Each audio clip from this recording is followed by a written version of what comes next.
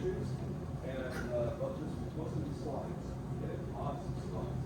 And and those of you who haven't finished exercise 11, the materials will still be there, so exercise 11 will be due tomorrow by the end of lab. Okay, and as far as the lab exam, I forgot to mention anything about that. There was 131 questions on the points on the exam. I counted it as 118. That means I gave you about 14 free points. Okay, that meant that you could have missed 14 before you ever started counting this. So when you look at your scores, you need to divide what number I have in a grade sheet by 118 in order to get the percentage. Okay, so that's how that is. Another thing about exams, so the next lecture exam will not be next Monday, okay? Because I've fallen behind, and so it's going to be put back at least 1 week, and maybe put back further, because I really want the second exam to have up to lecture 12. Okay, this is lecture 9, and I'm beginning to 10, 11, and 12. I'd like to have those on the exam. Okay, so the exam will be 6, lecture 6, up to 12, and I don't know we're there yet. So that's where we're going. I'll announce, we'll see how I get through things this week, and then I'll figure out when the exam will be, but it definitely will not be Monday. It will be maybe the following Monday, or the following Wednesday. Okay, maybe, we'll see. Okay, I have to figure out how it is. Okay, any questions? Okay, just give a real short review here about where we've gone. We jumped out of all of our diversity into now physiology, looking at animals, what animals are composed of. So I've gone over the major groups of tissues. There's only 4 groups of tissues: epithelial tissues, connective tissues, muscle tissue, and nervous tissue. However, within epithelial tissues and connective tissues, there are many subgroups. So you need to be able to recognize, know those subgroups and the types of cells, the nature of the extracellular matrix, and some of the functions. And so we went through all of these groups, and that will be reinforced because we'll be looking at all of the things I've mentioned before tomorrow in lab. Now, I believe that is where I left off. And so, tissues, I just have to say a little bit here about organs as a consequence too. And wrong direction.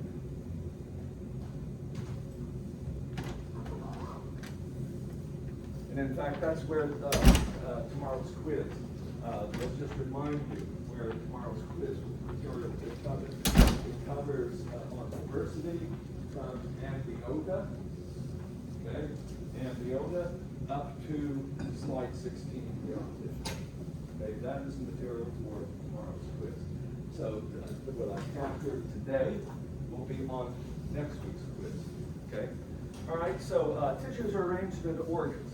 Okay. So organs is okay. This and usually they are layered. So an organ is any structure that consists of 2 or more tissues, and usually these tissues are there in layers. A good example is our intestine, and there's at least 4 layers there. There is the innermost layer, for example, here in the stomach. The innermost layer is an epithelium. Okay, an epithelium, that's called the mucosa. Now, that's going to come up on the slide a little bit later here, but I'll go ahead and put it up here anyway. And that is a simple columnar epithelium. Underneath that, okay, that's real a lot of the digestive enzymes have to come from, and it also functions in absorbing the digested food into bloodstream. Underneath that is a layer of connective tissue, okay, and various types of connective tissues. In the connective tissues, this is also a conduit for nerves and blood vessels. Usually epithelia do not have blood vessels in them. So they're real close to connective tissues where the blood supply happens to come, and they're within diffusible distance of nutrients and oxygen and other things that would come from the capillaries. Okay? Then there's several layers of smooth muscle. Okay? And in fact, usually there's 3 layers. There's a longitudinal layer, a circular layer, and an oblique layer, but we're still counting that as layers of smooth muscle. Okay? That creates the motion, movement of food down the digestive tract. And in that muscle has to be, some of that muscle has to be innervated. So you may have nerves within that muscle as well. Okay? And then outside of that, this slide doesn't show it, there's got the 4th layer, another connective tissue. And that connective tissue on the outside may be, well, usually is, continuous with sheets of connective tissues that are called mesenteries. You saw mesenteries yesterday. Okay, so yeah. So all the organs within the body cavity, they're connected to the dorsal side of your body cavity by mesentery. Okay, so things that help the intestine. The intestine is a lot of times much longer than the animal body, and therefore it's all wrapped up, and so that's just not free to move around all over the place. They're held in place by this connective tissue called mesenteries, and the mesenteries in mammals are, well, not just mammals, but in amniotes, tetrapods, go a little bit broader. They're connected to the dorsal side of the body wall. Okay, all right. So organ systems. Organs will be arranged into even bigger units called organ systems. And once again, our digestive system is like that. So this is several different organs that are working together in the accomplishment of the same process, right? So digestive system. Organs here include the tongue, salivary glands, teeth, esophagus, stomach, and a bunch of other things which we will look at in the next lecture, and other accessory glands that are related to the digestive process. And so this is a whole organ system, which is called the digestive system. In animals, mammals, we have humans, mammals, we have 11 different organ systems. We will not be able to cover all of those. So we're just going to be covering the major organ systems that we can fit in. Okay?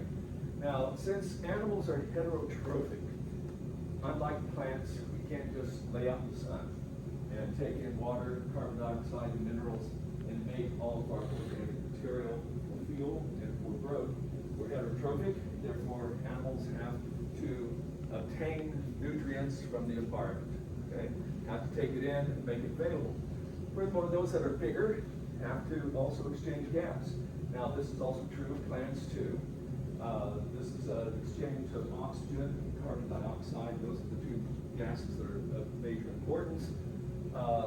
For cellular respiration, we require oxygen, and plants require oxygen too for cellular respiration. And the end product of cellular respiration, of course, is water, carbon dioxide. Carbon dioxide is a waste product. Okay, we have to get rid of it. Okay, so this is another function. Since we have, there's other types of waste besides carbon dioxide. Most of these wastes are due to the metabolism of proteins and nucleic acids. We can't do much with nitrogen. So any nitrogen compounds have to be eliminated, removed from amino acids. Amino acids have to be deaminated. And when you deaminate an amino acid, it produces ammonia. Ammonia is highly toxic, and therefore it has to either be changed into something else that's safer, but eventually the nitrogen has to be gotten rid of. The carbon skeleton, carbon, hydrogen, oxygen skeleton from the amino acid can be used. Okay, it's carbohydrate or fats. Right? Furthermore, have to maintain homeostasis, maintaining the pH in a very narrow range. Usually this for animals is around 7.3, just like on the alkaline side. And keep the right ionic balance, because between contents of cells and interstitial fluid, that is the fluid that's surrounding the cells, because animal cells do not have cell walls like plants do. And therefore, if there's an imbalance, either we can dehydrate the cell to the point that it's too concentrated, dying, or we can flood it with water and it bursts. So that balance has to be maintained as well. Okay, now for small animals, most of these systems, problems I've mentioned, are not really too relevant. They don't need a bunch of complex body systems, except for to procure food, okay, nutrients. But if it's small and thin and aquatic, then usually there's no part of the body that's too far removed from the aqueous medium, and therefore that's just by simple diffusion it can get all the gases at once. Oxygen can diffuse in, and carbon dioxide can diffuse out. They don't need any special type of excretory system because ammonia is very, very soluble in water, and therefore it can easily diffuse out of the body, and so forth. So they are pretty good. But as we get larger, in fact, simple diffusion works just fine. Now, one of the problems here about simple diffusion is that it's random motion. It's not directed in any way. And it's inversely proportional to, or the distance, that the time it takes a molecule to diffuse from one point to another is inversely proportional to the square of the distance. Now, what does that mean? That means on short distances, it can diffuse pretty fast. But further away, it gets slower and slower and slower. So in living systems, diffusion is pretty much limited to no more than 1 millimeter. Okay, something that's further than that, diffusion just will not be able to handle it. Right? So for larger animals, they're thick, diffusion just doesn't do it.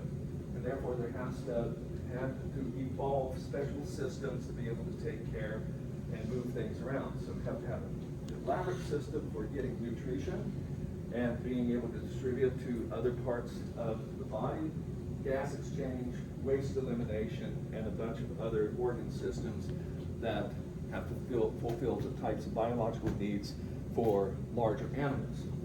And this is mostly what we'll be looking at. Okay? Now, usually these systems for gas exchange, procurement, they are food procurement and so forth, are localized.